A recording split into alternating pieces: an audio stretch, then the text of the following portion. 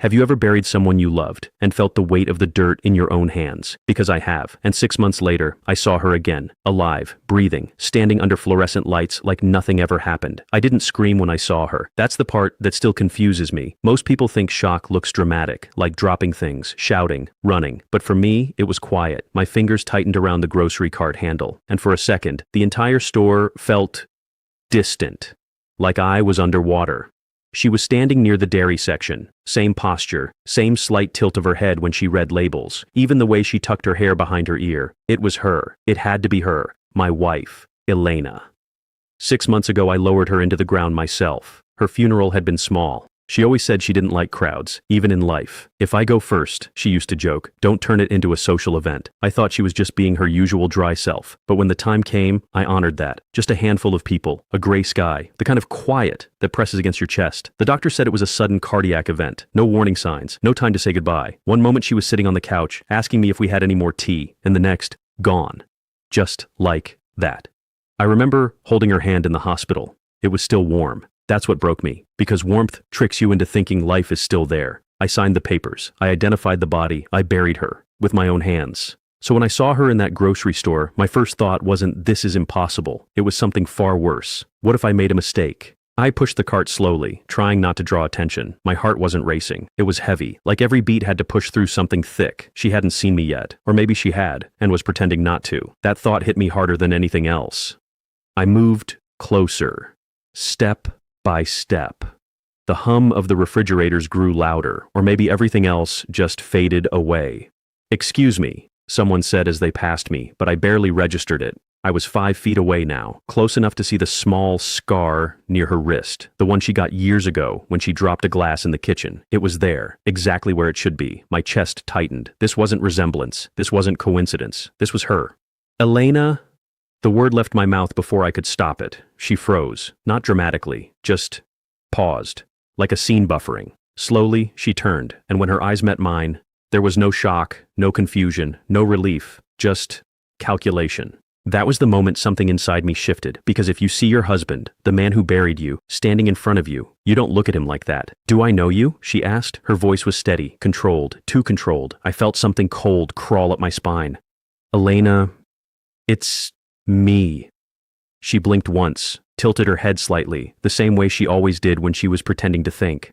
"I think you're mistaken," she said softly, and then she smiled. Not the warm smile I knew, not the one that used to reach her eyes. This one was practiced. I should have grabbed her, demanded answers, made a scene, but I didn't, because in that moment, something else surfaced in my mind. A memory, small, almost insignificant.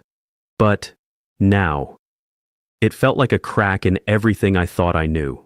2 weeks before she died, Elena had asked me a strange question. We were sitting at the dinner table, nothing special, just a normal evening. She looked at me and said, "If I disappeared, really disappeared, how long do you think it would take you to move on?" I laughed it off at the time, told her she wasn't going anywhere, but she didn't laugh. She just watched me, quietly, like she was measuring something, standing in that grocery store, staring at a woman who looked exactly like my dead wife, who was now pretending she didn't know me. That question came back, louder, sharper, more dangerous. "I'm sorry," she said again, stepping past me. Her shoulder brushed mine. Familiar, too familiar, and then she walked away, just like that. I stood there for what felt like minutes, maybe longer. My mind was racing now, trying to catch up with what my eyes had already seen.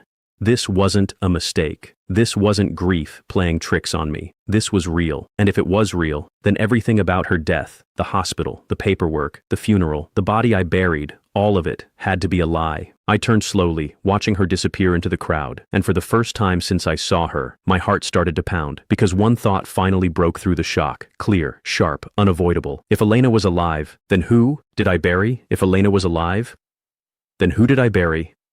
I didn't go after her immediately. That might sound strange, but something deep inside me, something instinctive, told me to wait. Not out of fear, out of awareness. The woman I had just seen. She wasn't surprised to see me. That meant one thing. She had expected this moment. Maybe not today. Maybe not in that store. But at some point, she knew our paths could cross again, and she was ready for it. I wasn't. I left the cart where it was and walked out of the store slowly, like someone trying to remember how to move. The automatic doors slid open, and the outside air hit me like a reset button. But it didn't reset anything. If anything, it made everything sharper, more real. I stood in the parking lot, staring at nothing, replaying the moment again and again in my head. Her face, her voice, that smile, and most of all, her eyes. They weren't empty. They weren't confused. They were careful, like she was walking on a tightrope, making sure not to slip. I got into my car but didn't start the engine. Instead, I reached into the glove compartment and pulled out something I hadn't touched in months, her death certificate. I kept a copy with me. I don't know why. Maybe because some part of me never fully accepted it. Maybe because I needed something official to hold on to. The paper felt heavier than it should have. I read it again. Name, Elena Voss. Cause of death, sudden cardiac arrest. Boti. 6 months ago. Everything looked normal. Too normal. That night, I didn't sleep. I sat in the living room, lights off, staring at the same spot on the wall where her favorite painting used to hang. I had taken it down after she died. I couldn't stand looking at it, but now, I wished it was still there, because the silence in the room felt different. Before, it was grief. Now, it was something else, something closer to unease. Around 2 a.m., I remembered something I hadn't thought about in months. Her phone. The police had returned her personal belongings after the funeral. I had boxed everything up without really going through it. I found the box in the closet. It took me a minute to open it. Not because I was scared of what I'd find, but because I was scared of what I wouldn't. Her phone was inside. Dead. I plugged it in and waited. Each second felt stretched, like time itself was resisting what I was about to do.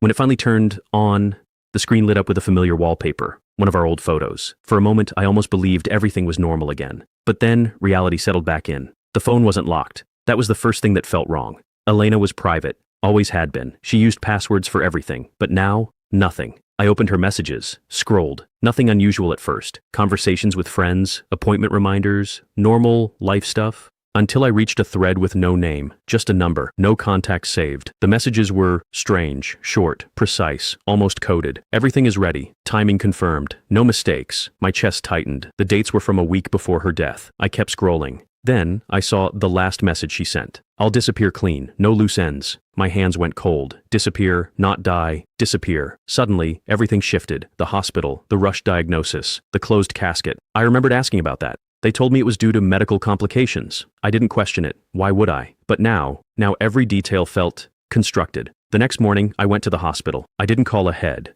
I just walked in like someone who had nothing left to lose. At the front desk, I asked for her records. The woman behind the counter gave me the usual look, polite, but distant. I'm sorry, sir. We can't release that without proper authorization. I'm her husband. I understand, but I buried her. That got her attention. It took an hour and a conversation with someone higher up, but eventually they gave me access. Her file was thinner than I expected. Too thin. There were gaps, missing timestamps, incomplete notes, and one detail that stood out immediately. The attending doctor's name. I didn't recognize it. That wasn't normal. Elena had a regular physician, someone she trusted. So why was a different doctor handling her case? I looked him up. No recent records, no current affiliation with the hospital. It was like he had vanished, just like her. By the time I got home, one thing was clear. This wasn't an accident. This wasn't a mistake. This was planned. But I still didn't understand why. 3 days passed. 3 days of digging, searching, replaying every moment of the last year. And then, I saw her again. This time, I was ready. It was the same store, same time of day. I waited near the entrance, pretending to check my phone, and then she walked in, like nothing had changed, like she hadn't shattered my entire reality just days before. I followed her, carefully, keeping my distance. She moved through the aisles with purpose, not browsing, not wandering. She knew exactly what she was doing. When she reached the checkout, I stepped forward. Enough, I said quietly. She didn't turn immediately, but I saw her shoulders tense. Why? I asked, slowly. She faced me, and this time, she didn't pretend. Her expression changed. The mask slipped. Just a little, but enough. I didn't think you'd figure it out this quickly, she said. Her voice was different now, less soft, more real. Figure out what? I asked, my voice sharper than I expected. That my wife faked her death? That I buried someone else? Or that you've been walking around like I never existed? She glanced around, then stepped closer. Lower your voice. That almost made me laugh. Lower your voice? After everything? Start talking, I said. She studied my face for a moment, like she was deciding something. Then she exhaled slowly. I didn't fake my death for fun, she said. I did it because I had to. Had to? I repeated. You had to let me bury you. Her eyes flickered. For the first time, I saw something real there. Guilt. It was the only way to make it believable, she said quietly, my hands clenched. Believable to who? She hesitated, and that hesitation told me everything. There are people, she said finally. Dangerous people. I got involved in something I shouldn't have, and the only way out was to disappear completely. I stared at her, trying to process, trying to find the line between truth and manipulation. And you didn't think to tell me? I asked. Her answer came quickly. Because you would have tried to stop me. That's what husbands do. That's exactly why I couldn't risk it.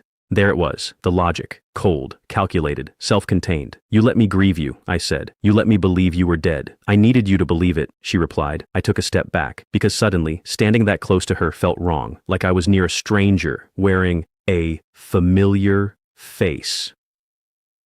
Who was in that coffin? I asked. Her silence stretched just long enough to make the answer worse. Someone who was already gone, she said. That didn't help, not even a little. And now? I asked. What happens now? She looked at me, really looked at me, and for a moment, I saw the woman I used to love. I can't come back, she said. The words landed heavier than anything else. I have a new identity, a new life. If I go back, everything falls apart. And what about me? That question lingered between us, unanswered. Finally, she said, "You'll move on." I almost smiled, not because it was funny, but because it was unbelievable.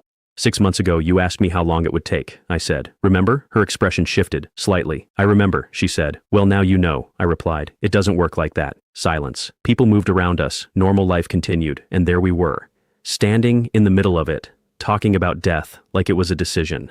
I didn't do this to hurt you, she said softly. I nodded. I know. And I did. That was the hardest part. She hadn't done it out of cruelty. She had done it out of necessity. But necessity doesn't erase consequences.